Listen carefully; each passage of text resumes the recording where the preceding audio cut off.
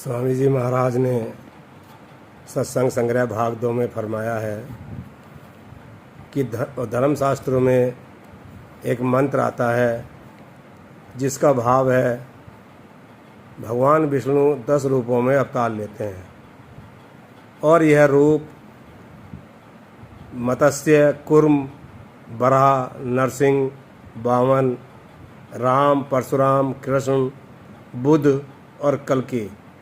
और यह समझा जाता है कि भगवान विष्णु अब तक 9 रूपों में अवतार धारण कर चुके हैं और शीघ्र ही 10वें कल्कि रूप में अवतार लेंगे। लेकिन इस अवधारणा में कई कमियां हैं। पहली बात है 84 लाख योनियों में मनुष्य की योनि सर्वश्रेष्ठ योनि है। अतः मनुष्य का मार्गदर्शन करने के लिए भगवान का नीचे की योनियों में आने का कोई औचित्य नहीं है। मछली, कछुआ, सुअर मनुष्य का क्या मार्गदर्शन करेगा और मनुष्य इनका मार्गदर्शन क्यों स्वीकार करेगा? मनुष्य योनि को छोड़कर अन्य योनि में आकाश तत्व की कमी है। अतः उन योनियों में तत्व विवेचन की शक्ति नहीं है। न तो वह स्वयं प्रभु प्राप्ति मार्ग पर चल सकते हैं और न मनुष्य का मार्गदर्शन कर सकती हैं। वास्तविकता यह है कि भगवान विष्णु केवल मनुष्य योनि में ही अवतार धारण करता है और मनुष्यों का मार्गदर्शन करता है। प्रभु की शक्ति मनुष्य के रूप में ही अवतरित होकर मनुष्य के माध्यम से काम करती है।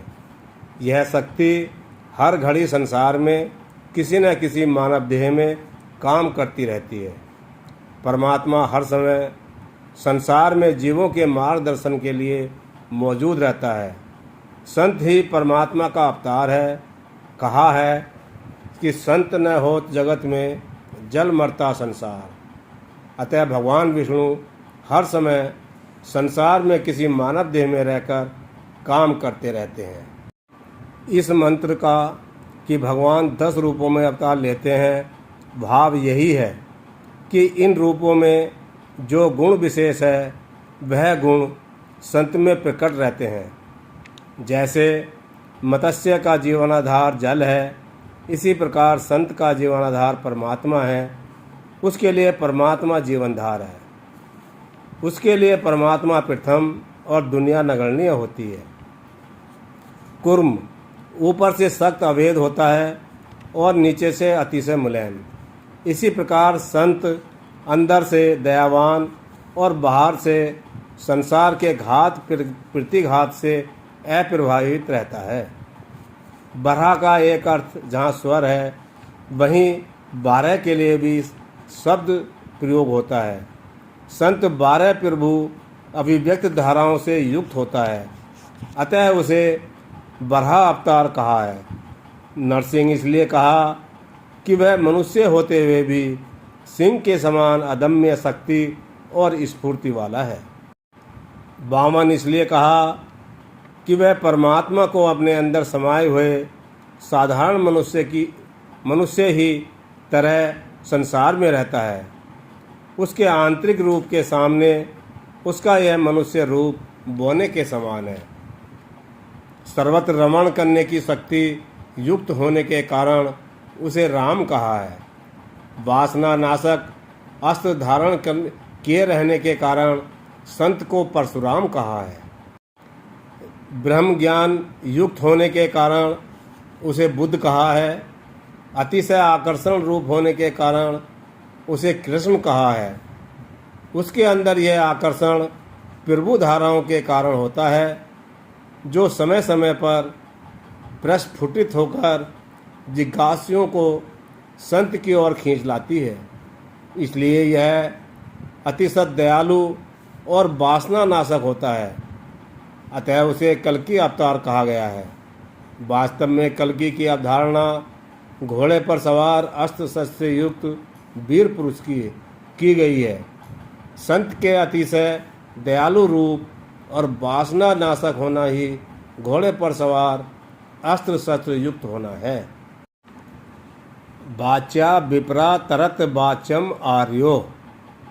ब्रह्मज्ञानी संत वचनाद सुना भवसागर पार कराता है और हमें बचनाद का स्वामी बनाता है।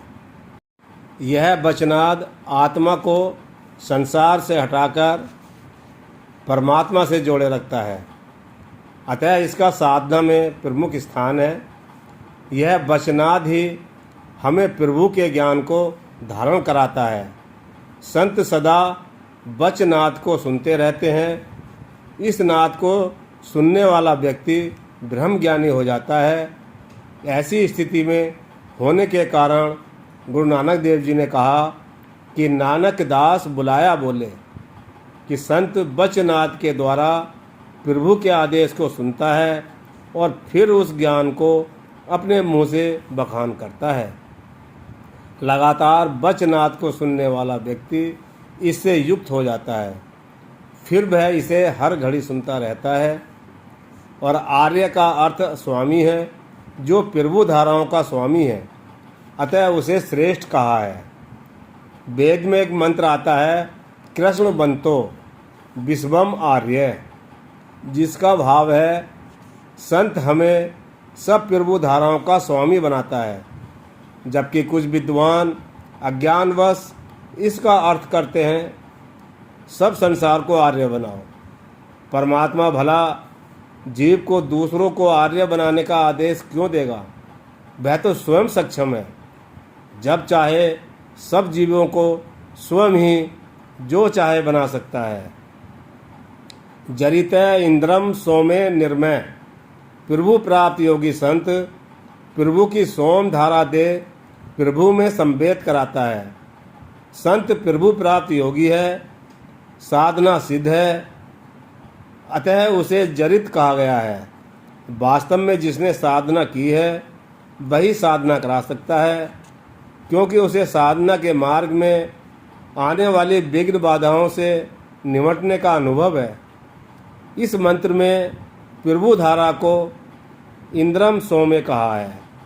सोम की धारा प्रभु से प्रकट हुई है, प्रभु की अंश है, प्रभु के गुणों से युक्त है, अतः सोम प्रभु अभिव्यक्त धारा है। वेद में अन्यंत्र भी स्पष्ट किया है कि सोम कोई जड़ी बूटियों का रस नहीं है, जैसा कि कई भ्रमवश समझते हैं, बल्कि ब्रह्मज्ञानी द्वारा प्रकट की गई प्रभु अभिव्यक्त धारा है, जिसके सेवन से मोक्ष प्राप्त होता है। सोम को खाने पीने या उससे दशा होने की बात से कई लोग इसे भौतिक पदार्थ समझने लगते हैं। इसमें निहित आकर्षण शक्ति के कारण इसे नशा कहा है, अन्यथा यह नशा आनंद की एक अनुभूति है। यह सोम धारा आत्मा को खींचकर प्रभु से मिला देती है, उसमें संवेद करा देती है। इस सोम को हम प्रभु प्राप्त योगी संत के द्वारा प्राप्त करते हैं। योगीराज कृष्ण के हाथ में बांसुरी और उसके द्वारा गोपियों का कृष्ण के प्रति आकर्षण इस स्थिति का अलंकारिक वर्णन है। संत हमें साधना में और जीवन संग्राम में इस तरह के ब्रह्मनाद को सुनाकर प्रभु संवेद कराता है। ये कुछ बातें स्वामी जी की थी, वो आपके सम्मुख रखी गई। शेष कुछ बातें कल रखेंगे। बोलो स्वामी जी महाराज की जय, भैया जी महाराज की जय।